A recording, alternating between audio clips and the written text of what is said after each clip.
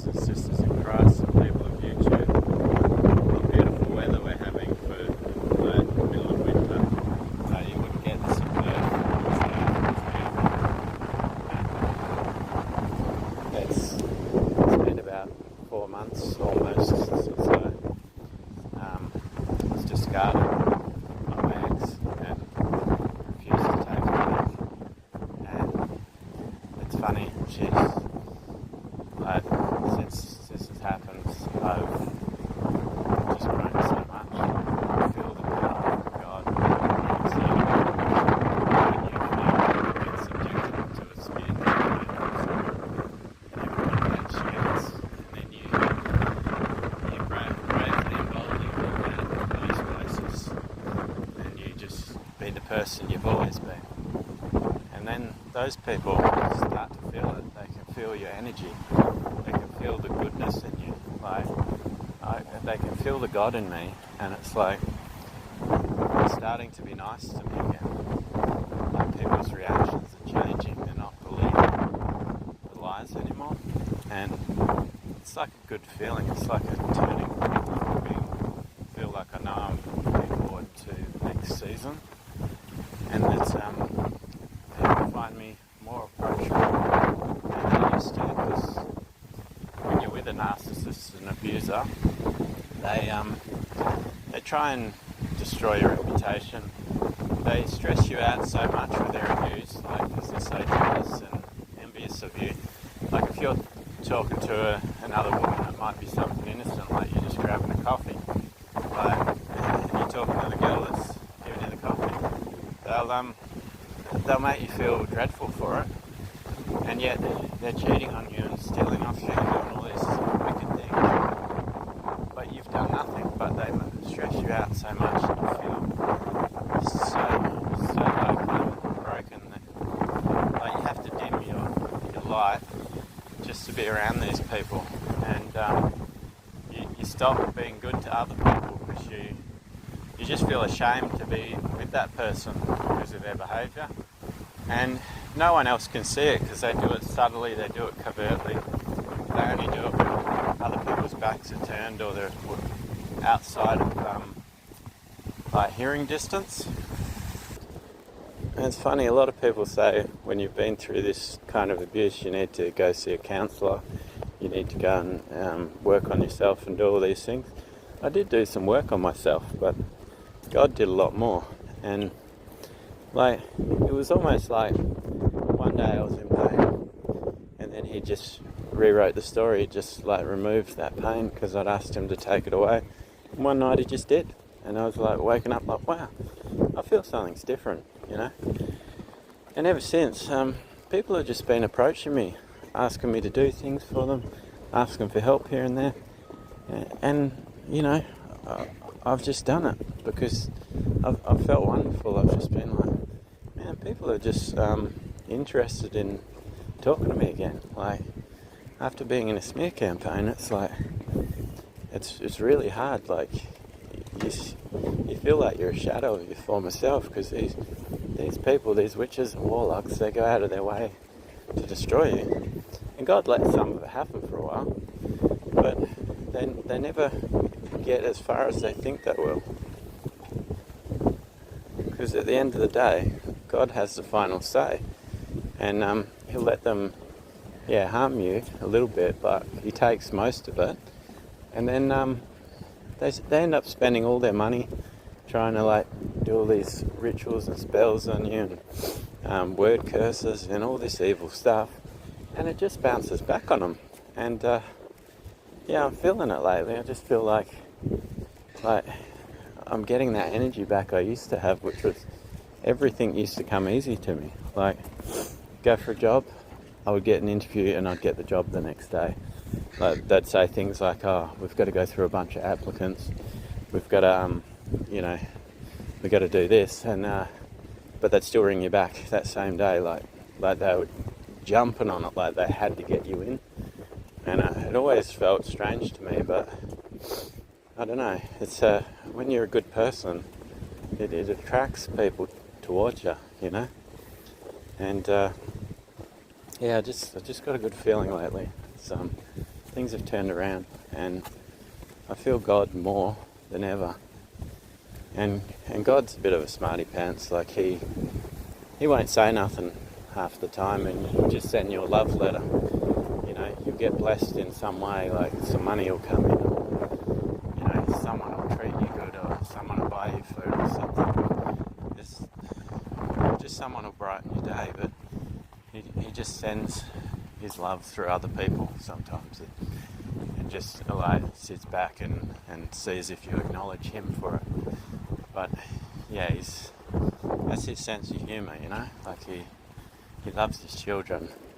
He doesn't get in the way of us either. He lets us be who we want to be. And in that vein, on the flip side, I know the person that did all these horrible things to me. Like, they're feeling awful inside. Like, when you base your whole happiness on destroying others, it just backfires on you, you know. And you can see them like slowly unraveling and falling apart, and just destroying themselves. And even their friends can't talk them out of what they're doing. They're so obsessed with it. They hate you without a cause. But the same thing happened to Jesus. You know, he got put in jail, and then they were going to release him for free. But this one's a new thing. You can release one prisoner.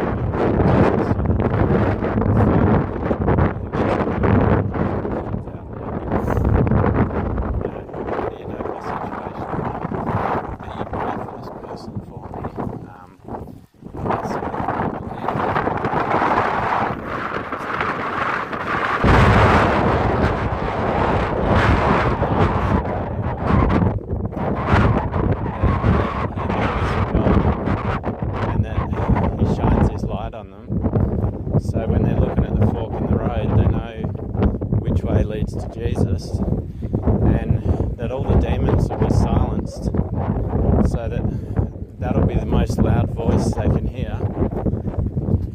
So I'm just hoping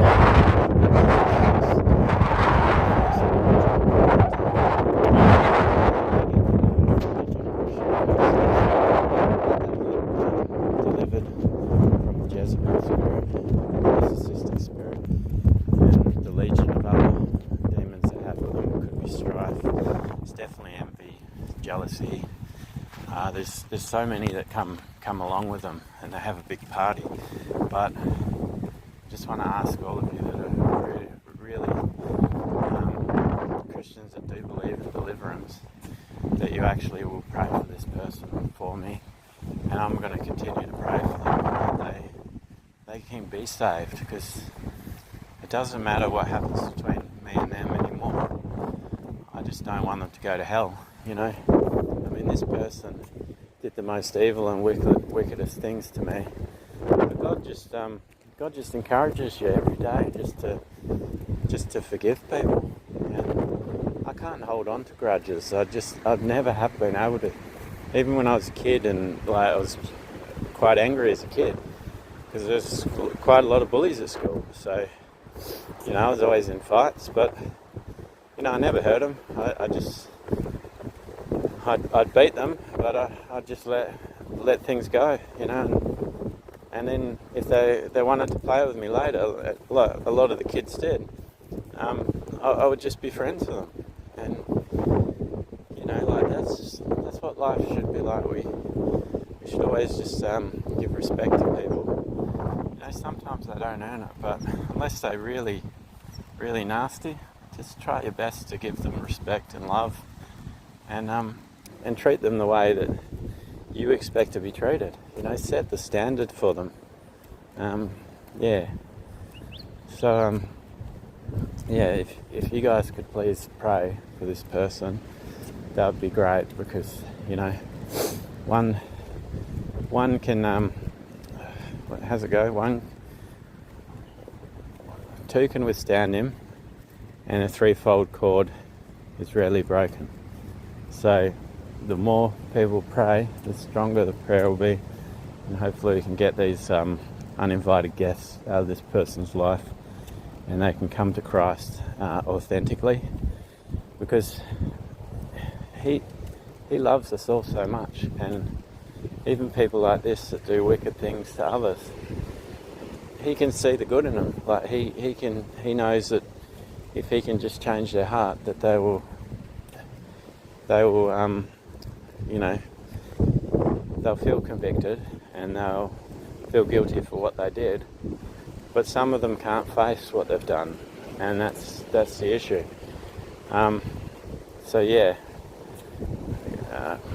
God is love, and he got Saul from Damascus, who used to murder Christians, and he made him his chosen vessel.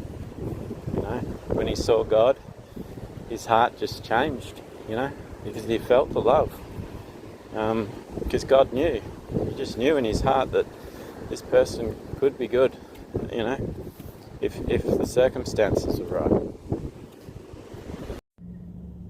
So I've decided it's time for a bit of fun today, a bit of adventure. Just going for a drive. I thought I'd end up somewhere that was better, less windy. And it's so windy, like the doors will slam into cars if I don't hold on to them. So yeah, it's not the best weather, but it's still beautiful out here in nature and God's creation, and just being away from the demons that surround me at the moment. Sometimes when you're unequally yoked with someone and you're stuck with them in one sense or another, they start to drain you over time, and you can separate yourself from them, but they still seem to drag you down because of their negative nature. And as a child of God and a chosen one of God, I always I need to protect my energy. I'm a positive person, and no matter what strikes me in life, I always have a smile on my face, and I'm always happy. And I've been in a Joseph season for a long time, because this person was like Kathy Bates and just try to put me in prison in my own house, because they didn't want the truth getting out to the people that I was just a normal, nice guy. They wanted people to believe that I was a cheat, I was a liar, I was a thief, all the things they are. And it hasn't been fair. It's been a long road, and I've just kept my faith in God.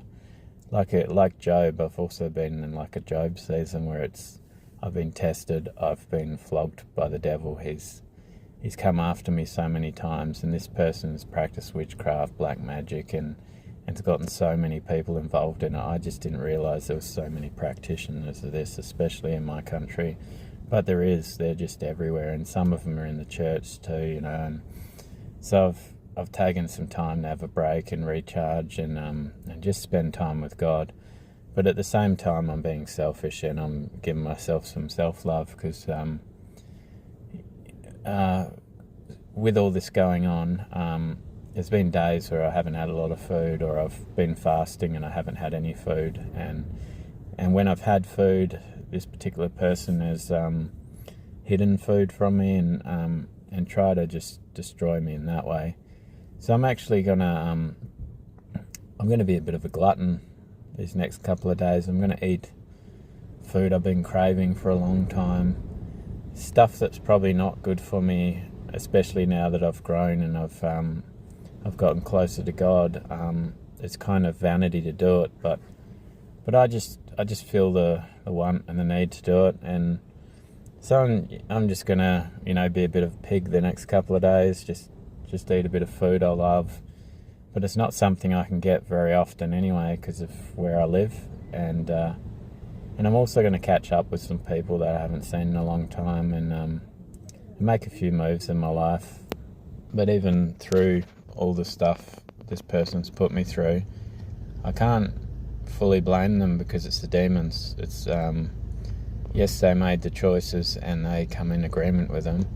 But once they come in agreement, they're enslaved to these demons and they don't even realise. They think all these different opinions in their head are their thoughts, and it's like, if you've got a lot of chaos swirling in your head and all these different thoughts and conflicting thoughts, they're not your thoughts, you know. Like, you got to realise that the devil puts thoughts in your head. He wants you to do bad things, and these people have submitted to him, and they don't even realise they're in slavery and bondage. And you know, it breaks your heart. You got to pity these people. I mean, with this person, because they never showed their true self to me, it was easy to let go of them, because once I realised everything they sold me was not true, it was really easy to let go of them. I'd seen behind the masks for a long time, and I just thought God could change them, but it's not always the case. God's not going to take away someone's free will, you know, and that's why I'm asking so many of you today, just Christian people and people with, you know, that love God and want to do right by Him, not just go to church on Sunday, but you real Bible-bashing Christians, you ones that really have a heart for the Lord, have a passion for Him, are on fire for God.